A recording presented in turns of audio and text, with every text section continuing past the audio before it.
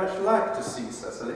I will take very good care you never do. She's excessively pretty, and only just 18. Oh, and does Gwendolyn know you have an excessively pretty ward who is only just 18? One doesn't blurt these things out to people. I bet you, half an hour after they've met, they will be calling each other sister. Women only call each other that after they've called each other a lot of other things first. Nonsense. I think I hear the butler coming up the stairs.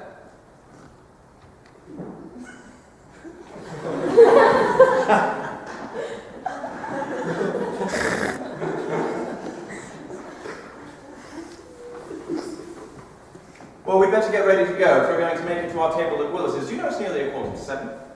Oh, it's almost always 7. Almost always almost 7. Yes, now I'm hungry. I never knew when you weren't. Well, what shall we do afterwards? Go to the theatre? Oh, no. I hate watching things. Well, perhaps we could swing by the club. Oh, no. I hate talking.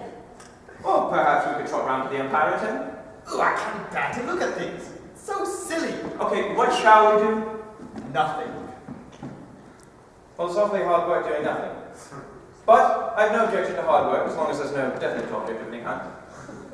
Miss Fairfax? Gwendolyn, upon my word. Algie, kindly turn your back. I have something very particular to say to Mr. Worthing. But, Gwendolyn, I don't think I can allow this, really. Algie, you always adopt a strictly immoral attitude towards life. You're not quite old enough to do that. Ernest, we may never be married. In fact, from the expression on Mamma's face, I fear we never shall. Few parents nowadays pay any regard to what their children say to them. The old-fashioned respect for the young is fast dying out.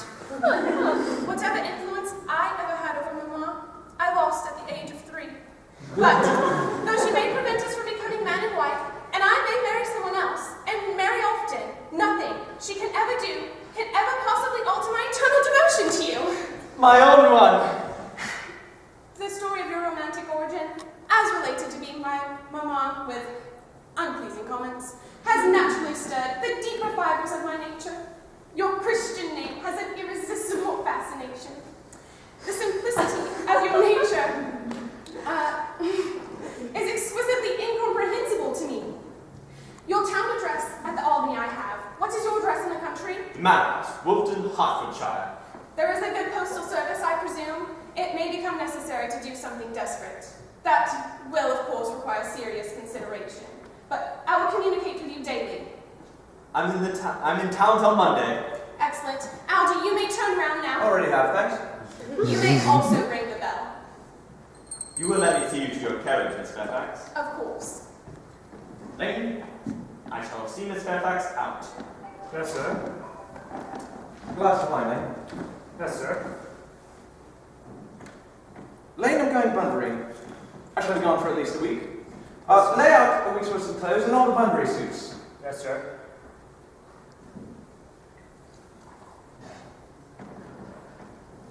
I think it's going to be a fine day, Lane.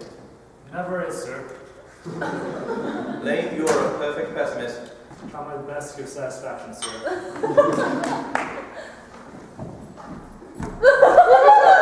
There's a wonderful, intelligent, refined girl. The greatest girl I've ever met.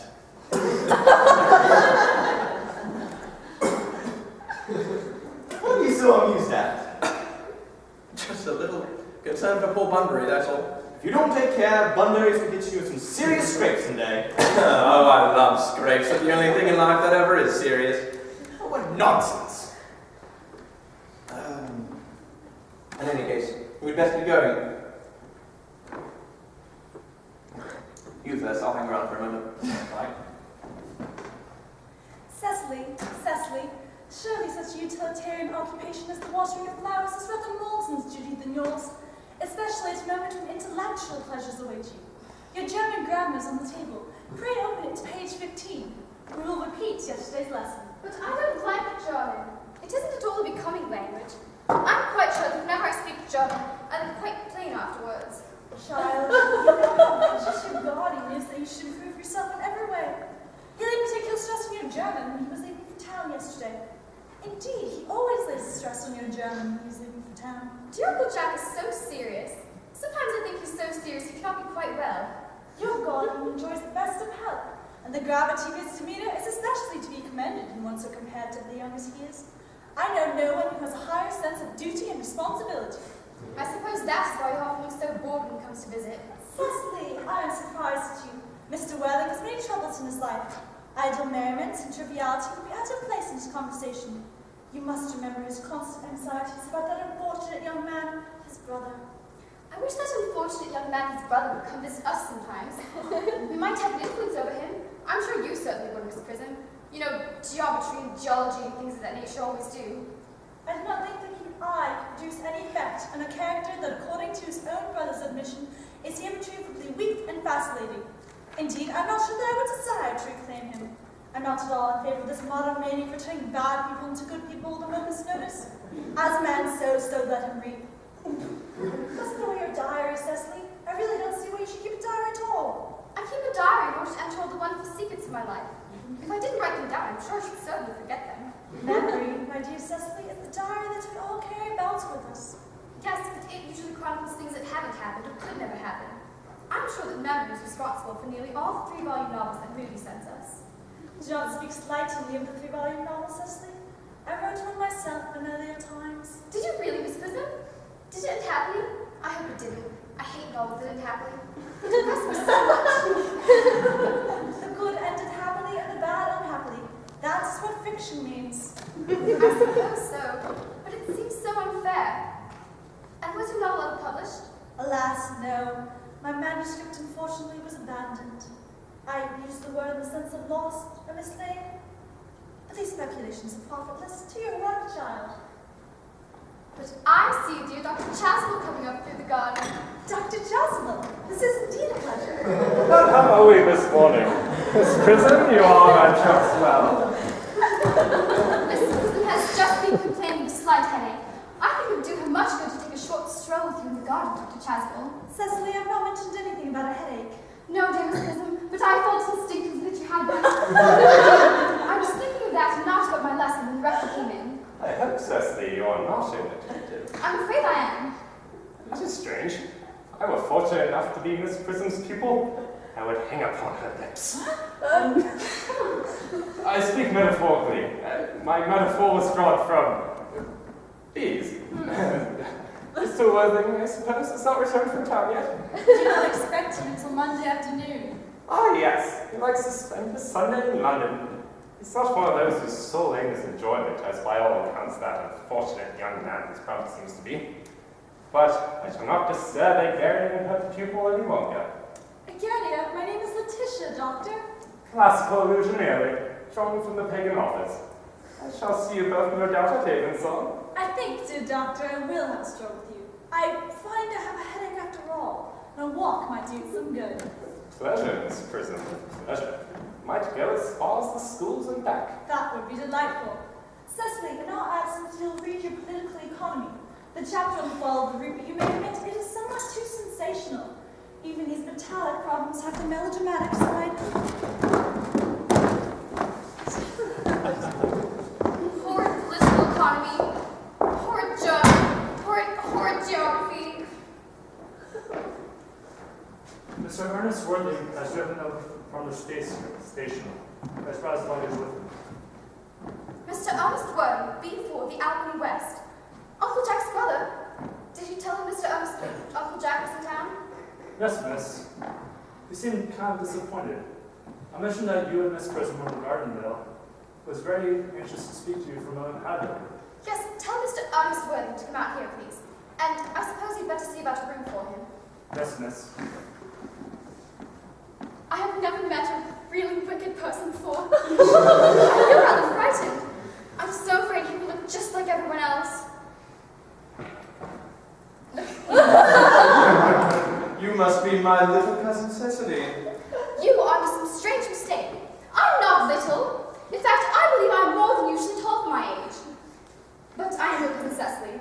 And you, I see from your card, are my cousin Ernest. My wicked cousin Ernest. Oh, I'm not wicked, cousin Cecily. You mustn't think I'm wicked. If you are not, you've certainly been deceiving us all in a very inexcusable manner. I hope you've not been leading a double life, being really good and pretending to be wicked all this time. That would be hypocrisy. Oh. Well, I suppose I've been rather reckless. I'm glad to hear it. In fact, I've been very bad in my own special way. I don't think you should be so very proud of that. Although I suppose it must have been very pleasant. It's much pleasanter being here with you. I don't understand that you're not here at all. Uncle Jack will be back until Monday afternoon. Ah, yes, and that is most unfortunate, for I must go back up to London on Monday. I have a business appointment that I'm anxious to miss. Couldn't you miss it anywhere but in London? No, the appointment is in London. Well, I for one know the importance of missing a business engagement if one is to retain any sense of the beauty of life. But I still think you'd better stay here. Uncle Jack wants to talk to you about your emigrating. About my what? Your emigrating. He's gone up to buy your outfit. Well, where am I supposed to be going? Australia. Australia! I'd rather die. Uncle Jack said on Wednesday night that you'd have to choose between this world, the next world, and Australia. Well, Cousin Cecily, the accounts I've heard of Australia and the next world are neither very encouraging. No, this world is good enough for me. Yes, but are you good enough for it? I'm afraid I'm not at that, Cecily. That's why I'm here. I'm hoping that you can reform me. I'm afraid no time this afternoon. Well, would you mind reforming myself this afternoon? It is a rather quick start with you, but I think you should try. I will. I feel better already. You look a little worse. That's because I'm hungry. Oh, how thoughtless of me. I should have remembered that whenever one is going to lead an entirely new life, one requires wholesome and regular sustenance. Won't you sit down? I'll have a buttonhole first. I never eat without having a buttonhole. A Marital meal? How about a red rose? Why? Because you are a red rose, Cousin Cecily. I don't think it can be quite right for you to talk to me like that. Miss Prism never said such things to me. Well, then Miss Prism is a blind, foolish old lady. You are quite the prettiest girl I ever saw.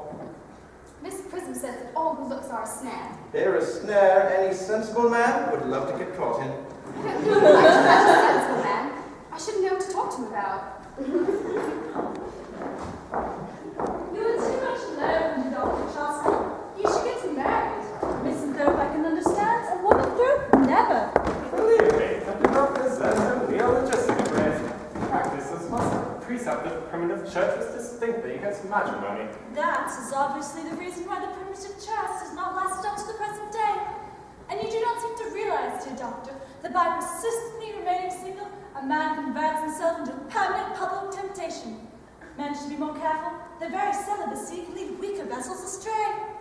But is not a man equally attractive when married? No married man is ever attractive, except to his wife. And often I'm told, not even to her. That depends on the intellectual sympathies of the woman. Maturity can be depended upon. Ripeness can be trusted. A young woman on green. I spoke horticulturally. My metaphor was drawn from fruits. But where is Cecily? Perhaps she followed us to the schools. Mr. Worthing, Mr. Worthing? we did not expect you until Monday afternoon. I returned sooner than I expected. Dr. Transform, I hope you are well. Mr. Worthing, I trust this garb of wood is not betokening some terrible calamity. My brother. More shameful debts and extravagance. Still leading his life of pleasure. Dead. Dead? Quite dead. What a lesson! I trust you'll profit by it. Mr. Worthing, I would like to offer you my sincere condolence. You have at least the consolation of knowing that you are always the most generous and forgiving of brothers. Poor Earnest. He had many faults, but it is a sad, sad blow. Yes, very sad indeed. Were you with him at the end? No, he died abroad in Paris. I got a telegram from the manager of the Grand Hotel. Was the cause of death mentioned? A severe chill, it seems. As a man sows, so shall he reap. Charity, Miss Prism, charity. None of us are perfect. I myself am peculiarly susceptible to drafts. When the eternity took place here. No, he was buried in Paris. Paris. I fear this hardly points to any serious state of mind at the last. You will no doubt